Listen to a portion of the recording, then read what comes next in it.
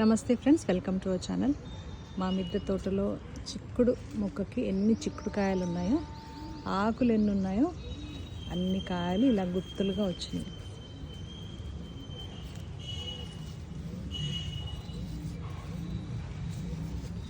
ఇది all time చిక్కుడు.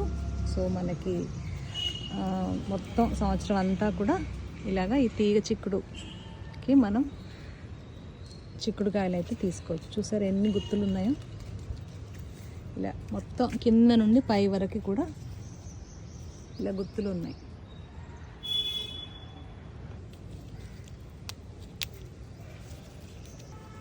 ఇంకా చలికాలం అయిపోయింది కదండి, ఇంకా ఎఫిడ్స్ వస్తాయి అన్న బాధ కూడా ఉండదు. ఎఫిడ్స్ ఇప్పుడు కొద్దిగా